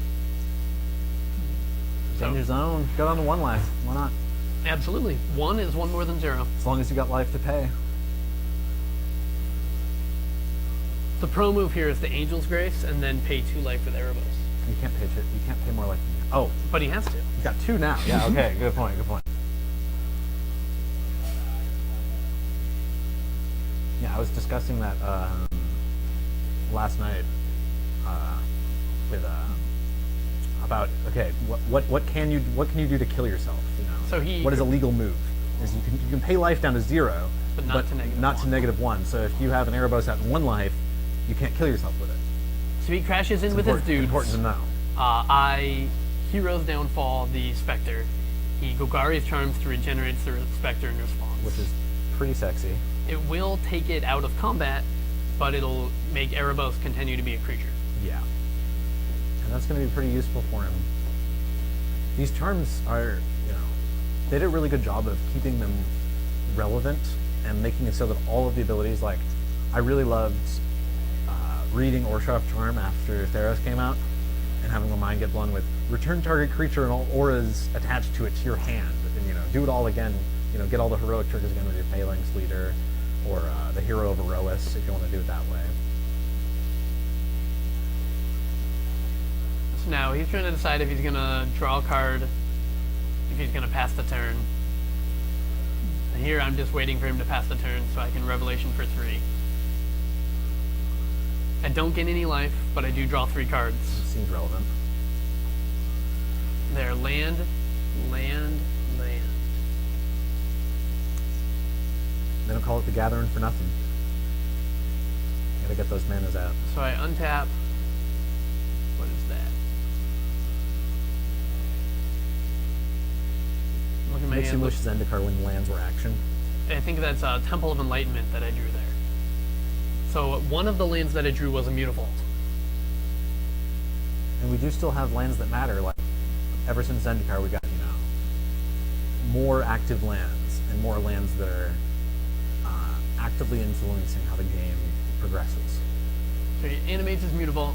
He'll trade his Mutavault for my Mutavault, which right now shows him receiving lethal damage. So I assume he has an effect.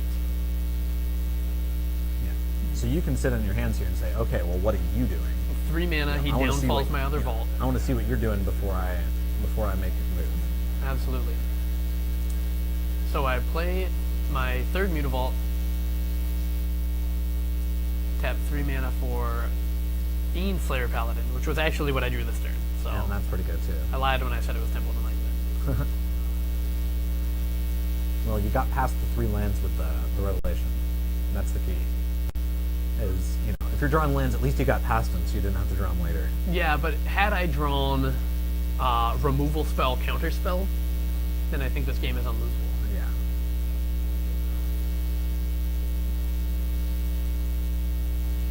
And here he's trying to decide if he's going to far the Fiend Slayer Paladin or if he's going to draw a card down to 1. Danger Zone? I know what I would do. Well, all of my creatures have 2 power, so the difference between 1 life and 2 life is not very significant. Yeah. I love paying life all the way down to 1 life, going Suicide Black. My first Suicide Black card was Necropotence. Like, I got that far back, so I love black. It's probably my favorite color, although I identify as the 5-color Chromanticore Mage, or whatever legendary 5-color creature you identify with at the time. Chromat. Chromat was my first EDH deck, and it's really good when you get the Prismatic Omen out, or any of the, you can tap your lands for any color. So Soren draws the card, he goes down to 1 life. We know he has Far and Away in his hand. Looks like he just drew Hero's Downfall. He has no Mutavaults on the board. I'm at 5. Erebos deals 5. Yeah, so you're probably not feeling so good right now, because he's got, 6 or 7 cards in his hand.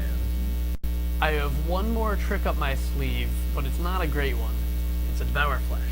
Yeah. Worst case, you can cast it on yourself, right? And not gain life, because he has an Erebos in play. Oh, yeah. So he casts Away on me, making me sacrifice a creature.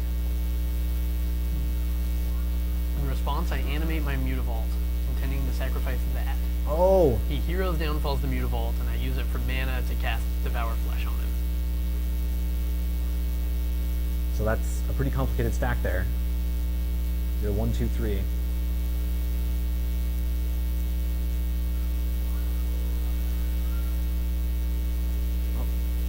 And it all hinges on this Mutant Ninja Turtle. Is it getting there? What do you like to call your Mutavaults? What do you identify as? That's a very good question. Well, whatever their creature type is, they are not artifacts. That's important. That's what's important to me. They're colorless and not artifacts. I think combining Elemental with other creature types is kind of funny. So So you have Goblin Elemental. What does that look like? he sacks the Nightveil Spectre, gains life. My Mutavault dies to Hero's Downfall. My Fiend Slayer Paladin is sacrificed to Away. His Erebos stops being a creature, so I don't take damage. I get another draw step. I draw another land. I scry. It's a Temple of Deceit. Put that on the bottom. Yeah, you had a whole 2 minutes there where everyone's trying to figure out, okay, what exactly is happening with this stack right now? After everybody throws down all their stuff with the Bloodbath, it goes, okay, now that we've cast everything and we know what we've cast, what actually happens? So now I have no cards in my hand. Well, I have 3 lands in my hand. And if he plays anything to add devotion, like Lightbane Zombie, I show him my lands, I give him the hand. and Soren wins the match to become a finalist for our Bellingham City Champs tournament. And you're a little bitter about those lands?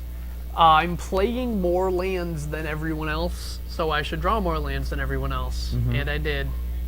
I'm playing, I don't know, I think there's 28 in the deck. Yeah. So that's going to happen sometimes.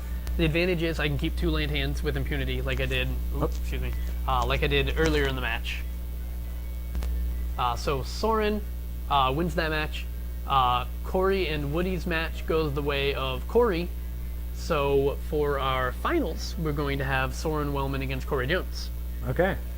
So we have. So it's the classic good versus evil. You have the bugs versus the trees. And we have a Dark Tower representative versus a Cosmic Comics representative. Although it's worth noting, Soren was also an alternate for Cosmic Comics, so he qualified at both stores. Okay. So he's won events with enough of the different companies or different businesses in town where he qualified both ways. Exactly. He took, I believe, second in the second FNM of April here, and he played the rest of his tournaments at Dark Tower. And then just to reiterate, like we haven't talked about it yet on the stream yet, but what is this invitational, and like how do you get in to be a Bellingham City Championships? Okay, so we have 4 or 5, depending on the layout of the month, Friday Night Magics, constructed events, although it's worth mentioning our first one of the month was actually a sealed. So, which I was totally rocking. I love sealed a lot. I love the limited a lot more than I like the constructed. Fabulous. And if you get 5th through 8th in an FNM, you get 1 point. If you get 4th or 3rd, you get 2 points. If you get 2nd, you get 3 points. And if you take 1st, you get 1 point. And then the following month, each of the 3 stores, that's Wizards, Library, Dark Tower, and Cosmic, all send their 10 players who had the most qualifier points to this tournament. There's always a big hullabaloo about what day the tournament's going to be on, because we always have it on Saturdays, and we try and dodge PTQs, which was last week, so we didn't do it last week. Yeah. But States is this week. So we've got some people, I know a bunch of the Dark Tower guys weren't here today because they're going to States. A bunch of the Wizards Library guys weren't here today because they were watching Godzilla, which came out last night, and they had all pre-ordered or something like that. I don't know anything about Godzilla. I'm repeating words that Soren actually told me while we were playing our match. So we do our best to get everyone here. I believe 10 is our lowest show out. The first one we had, that gray one, the first time that it was at Cosmic, we had 27 of the 30 potential players here. And if you double qualify, you're making it onto both lists, so that means that there's one less person invited total too. Fair enough, although Soren was technically an alternate for our list, as was I. Okay. So you post your top 10, and then if up to 2 of those players can't make it, you have up to 2 other players to step into their place. Okay, so it's potentially 36 players in the pool. No, it's potentially 30. You can't. Your alternates won't play if your main 10 do play. Yeah. Okay. So that's how that works, and then we got 10 people play today. Cory Jones versus Soren Wellman. Is our finals. And Soren was the 4th seat, and Cory was the 2nd seat, which means Cory gets to be on the play. And he starts land Elvish Mystic. And as Green Mage, you've got to love those Llanowar Elf starts. Gotta love those mana dorks. So we're going to see his hand. It's Advent, God's Willing, Call of the Conclave, so he is playing that, and 2 more lands. Looks like a Temple Garden and a Temple of Plenty. Yep. And I got to admit, I don't actually own a play set of Elvish Mystics. I'm borrowing them from Rosie and Woody. Yeah. And I proxy in Llanowar Elves and Filmhorn Elves. Those are the really old ones from Ice Age. No Arbor Elf? An Arbor Elf, I guess, works too. Boreal Druid? Yeah. Sorry. At that point, you play anything, but you play Proxy and Priest of Titania, it doesn't even matter. Speaking of which, yeah, Proxy and Priest of Titania is an Elvish Mystic, $5 card proxying it as a $1 card. It happens. Just trade it in at that point, right? I've seen Cryptic Commands with Cryptic Command sharpied on the back of them. Is that just accidents, or? Yeah, that's you not paying very much attention. Soren decides to take the Advent of the Worm, so Cory's going to play his Conclave, make a dude, and probably attack for 1. Yes. Yeah. And playing as a black player, I really hate that Chorus the Conclave card. Because it's not a creature card, so that, is influenced by certain, other stuff in, Despise. Despise, Doesn't really come up in our Type 2 right now. or the Lifebane Zombie. Lifebane Zombie, although you can duress it. Is he really at 13 right now off all his paint? Well, he took 3 damage from combat. Oh yeah. He took 4 damage from combat. Okay. So he tanked that Centaur token before he Bioblighted it? Oh, I guess he didn't take damage from combat. He took 2, he's taken 4 two from from Thoughtseize, 4 Thoughtseize. from lands, 1 from Mystic. That did send him to 13. And he takes 1 more from Mystic, going down to 12. And he plays a rat. And as we mentioned when Cory was playing against David, Cory's deck doesn't answer the rat. It makes things as big as the rat. So now Ajani's going to turn the Mystic into a 2/2, and the biggest the rat can be next turn is, I guess, a 3/3 if Soren plays Mutavault and then makes a dude. But at that point, it's like, okay, fine. I take 3. You got me. Well, Ajani takes 3. That or means he Ajani takes can't 3. flying double strike Elvish Ninja of Death. There's Mutavault, so it could potentially be a 3/3. And with that, your Planeswalker getting attacked, that's one of the best things about Planeswalkers is, hey, look, well, at worst case scenario, when you're attacking the Planeswalker, at least I gained, 5-6 life off of the bad boy, in Fair addition enough. to all of the other effects I got off of it. It's a life gain effect. It keeps your opponent from having to attack you. But it is unfortunate that it gives your opponent the decision. Because if I could just have swung Mutavaults at Soren's Underworld connections, then I might have been able to win that game.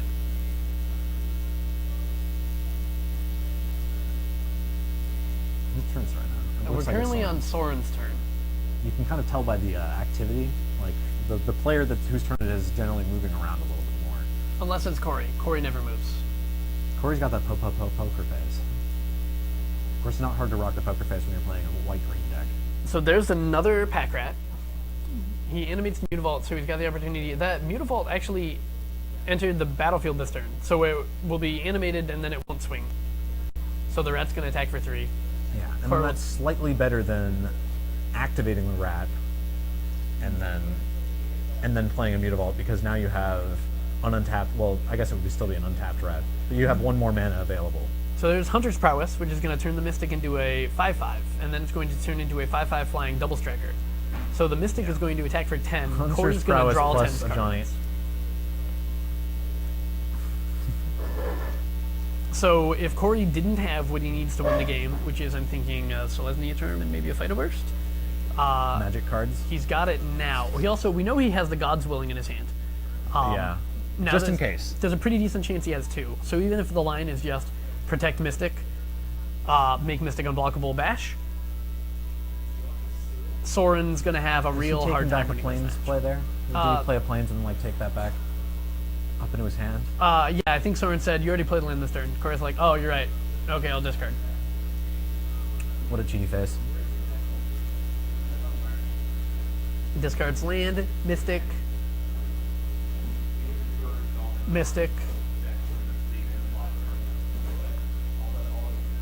land, I hate having to discard cards No, once I not draw land. 10. land. So he discards 4 mana sources.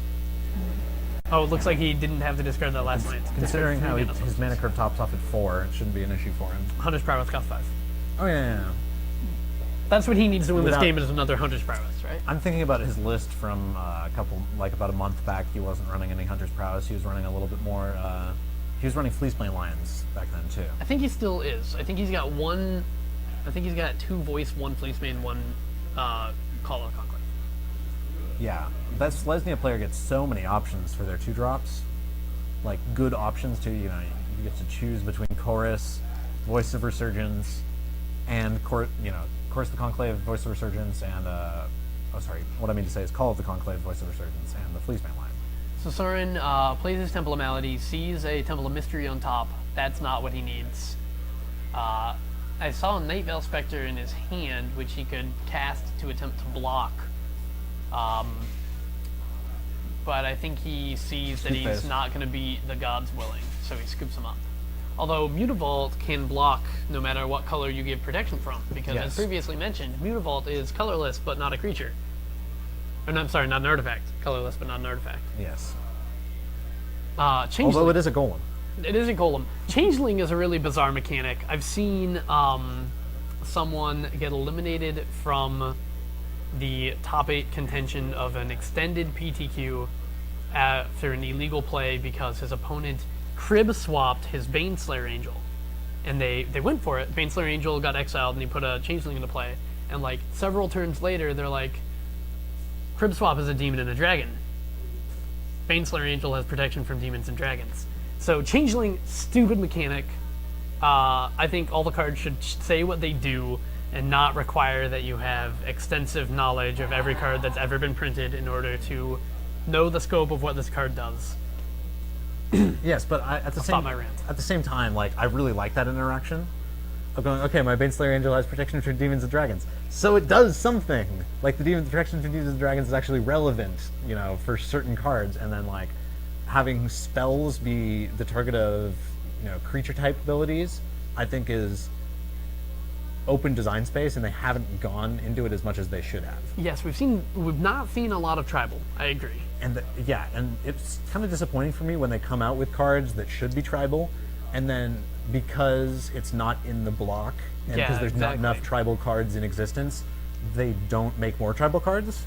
Can you give me an example from the Theros block? Oh, jeez.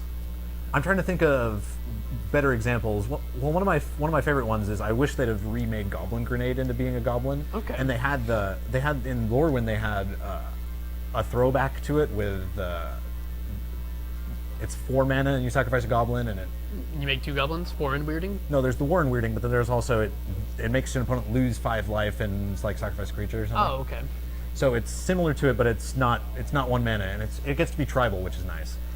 I'm trying to think of something that happened more recently that is a tribal spell. Well, they should have had some Satyr tribal spells and Minotaur tribal spells. What about Flurry of Horns, for example? Flurry of Horns could would be have been Minotaur. a great tribal, and it doesn't do very much, but it just adds the flavor. And it's like, okay, well, if you have cards that say, oh well, your Minotaur spells cost less, the Ragemonger, oh well, Flurry of Horns costs 4 now. It's not gonna break the game, people. Like, it just makes the Minotaur players, like Magic more. Absolutely. And, why do you hate Minotaur players, Wizards? I hate Minotaur players because they play 3 mana 2/3s and expect them to be good. Well, it's Wizards who are giving us these bad cards. I mean, we're just trying to play them. All right, our players are done sideboarding, so we're gonna go into game 2 of the finals. Soren gets to be on the play this time. He's definitely bringing in Lightbane Zombie if he wasn't playing it before, and it's a repeat of the David Cummins matchup, which means we're going to be seeing Doomblades. Yeah, Doomblade is a pretty good card in this matchup. I brought in Duress when I played against Cory, I brought in Negate when I played against Cory, and I wonder if people are bringing in Duress. Negate and Duress are really good against this deck. They stop his combo pieces from going. His combo pieces are non-creatures. His creatures are non-creatures. Yeah. That's something that's not straightforward and readily apparent about Cory's deck. Is Call of the Conclave, Advent of the Worm. Those aren't creature spells. Yeah, and a lot of people don't see it coming. His combo that he trucks out, where it's okay. I'm a Selesnya deck. You're not expecting too much from me when I have an empty board, but then when I can cast the Advent of the Worm EOT, untap, and then I have a trick for you once I'm untapped to keep my Advent of the Worm token alive. It just gets. The populate mechanics and the tricky populate spells are what really makes Cory's deck.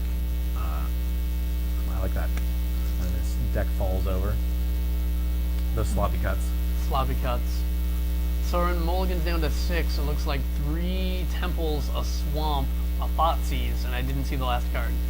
Well, at least he has 3 lands on that 6er. He has 4 lands, I believe. So Cory shows Mystic, Voice of Resurgence, Sylvan Caryatid, Ajani, and 3 lands, which means you're going to have turn 1 Mystic, turn 2 whatever the heck he feels like. Minus whatever the heck Soren's takes, which I assume is Ajani? Elvish Mystic? Could be Elvish Mystic, but could be Voice of Resurgence. Not Sylvan Caryatid. Nope, there goes Ajani. There goes Ajani. I think that if you take the Voice of Resurgence, you can potentially 1-for-1 Cory all day, but when you mulligan on the play, trying to win by playing 1-for-1 removal is losing prospects. Yeah. That Voice of Resurgence, like I was saying before, it's push up the power curve a little bit. They don't come out with creatures this good every set. So there, Cory makes the decision to pay 2 life. Oh, I was gonna say he makes the decision to pay 2 life so we can get the 1 damage in, but Mystic doesn't tap for white, so never mind. It doesn't matter. He has to take the 2 damage in order to play the Voice of Resurgence. And why not? You're trading it, and you get to push the aggro. Beating up the black player because Cory's on the Cory's 1-0 right now, so he's got to try and push his advantage. And that's the great thing about playing an aggressive green deck, is you get to really make your opponent, you force your opponent to play proactively, and then you put the ball into their court. The ball is definitely in Soren's court here, is that Cory basically gets to say, okay, well, what are you going to do about what I have out right now? And Soren says, I'm going to play 6-6, which tends to be good, but Cory has some fodder to at least block it for the immediate future. Yeah, he can get rid of the Caryatid. Getting rid of the Voice makes it bigger. Yeah. There's a Mutavault sitting there too. 5 sacrifices, potentially. But if he makes those sacrifices, then he's not going to kill Soren. Yeah. He could have attacked for what? Animate Mutavault, sacrifice the wall, and you're getting in for 4, 5, 6, 7 damage. But I think what we're going to see is an Advent of the Worm. We haven't seen it in his hand yet, but I suspect that's why he's not getting aggressive, is he has a use for the mana. Soren says, trigger?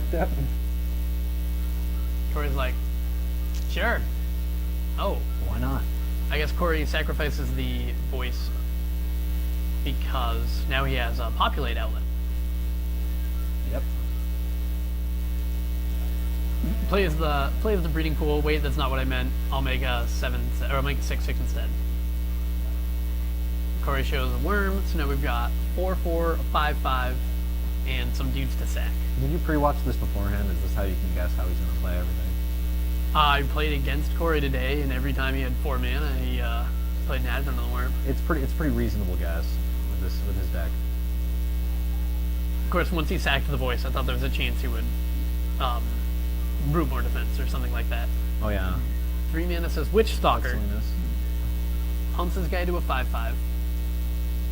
He'll attack with the 5/5.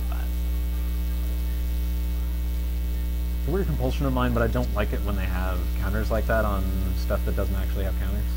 Fair enough. Because I can count how many cards you have, so having that 5 there just makes me wonder if it's a +1/+1 counter or something. So he puts the 6/6 on the 5/5. Cory pumps it to a 6/6, so they're gonna trade. Pumps it to 6/6 and turns it pro black. So no, just your guy will die faster. Soren's like, okay. I'll trade my 1 mana spell for your 4 mana spell. Have fun. It looks like Soren has a Bile Blight in the hand, which only kills Elvish Mystic, so that's not that thrilling. Yeah. Breeding Pool pass. Cory's definitely got him at the end of his sword here. Another way, if Cory draws a Najani or a Phyto Burst or a Selesnya Charm, then he doesn't literally end the game, but he pretty much ends the game. If he draws XYZ, he ends the game. Alternatively, he doesn't draw anything, and it might end the game. Yeah. The ball is definitely in Soren's court right here. Like, unless Soren gets more stuff out, he's not going to win the game. So you put the 7/7 on the 6/6, right? Because if Cory is going to play a card, it's not going to be good enough. There, Cory tries to say, sacrifice the Mystic to tap the Demon. Soren's like, you already went to combat, the trigger is resolved. Yeah. Cory's like, you're right. During your turn, you got to take care of your own, what step you're in. Yeah. If you rush it to another step, your opponent can say, okay, well, you already... It's not like Cory tapped his guys quickly to try and not give himself a chance to cast the spell. Or activate the trigger, I suppose. Yeah. Looks like the Demon is blocking the Worm. We're going to see a Bile Blight on the Mutavault, which will put a counter on the Witch Stalker, which means we've got 5, 8, 9 damage coming in plus the Worm. Is that right? 3, 5. 10? 10 damage? Yep. Cory passes the turn, so Soren has some hope here. Scoop phase. But whatever he drew wasn't it. Cory says, yep, still had all these Advent of the Worms, and that makes Cory our April Bellingham City champion. Yep. Which I know gets him something like $125 in credit, but way cooler is he gets his name engraved on the trophy, and he gets a custom-made Playmat. playmat. Which do we have a picture of that handy? Or? Of the playmat? No. What we do have is a picture of him with the trophy. Oh, look at that! Look at that smile. Do we have that on the live feed right now? Yeah, that's what they're seeing. That ugly mug. I just want to punch it. So congratulations to Cory. He wins the April tournament, and I believe he has top-aided enough events this month in order to be qualified for next month, which will take place at Wizards Library. He's been playing not the same list, but the same deck for months. It's really good. It's been treating him really well. And I mean, they haven't been coming out with a lot of new stuff for it, but with the populate answers, and then there's new stuff like that. Populate and destroy target artifact and enchantment. Thunder and Growth. I'm pretty sure that's in his sideboard. It's only 2 mana. It's only 2 mana. Which is so sick right now. Kills Courser too. Kills Courser. Kills Underworld Connections. Yeah. Kills relevant things. Doesn't kill gods, but you can target a god and then populate. Which is useful enough. Yeah, fair enough. So congratulations to Cory. Yes. Well done to Soren as well. He takes second in this tournament, which gives him, I don't know, some amount of store credit. Pretty penny. We have a sale going on for the rest of the day. The store's open for the next hour, and all Magic singles under $50 are for sale for 20% off, assuming you're bringing new money to the store. This doesn't apply to your credit. You can use debit, cash, whatever, but that's 20% off singles under $50, 10% off singles over $50. So you have an hour to get down here, buy some stuff. I bought some Kiki Jikis and birthing pods today, so I'm nice. a little closer to getting my modern deck. Yeah, I got my foil Kiki Jiki inside my EDH deck, and it feels so good to have that going on. So come on down, pick up some stuff, follow us on the stream, look for us on YouTube. This event and the Friday Night Magic from last night will be up in the next 48 hours. Find us, follow us. I'm Brad. Thanks for having me, Brad. I'm Bill. Bill, it's nice having you. We'll see you again, I suspect. Yes, it's been a pleasure. And tune in. See you guys.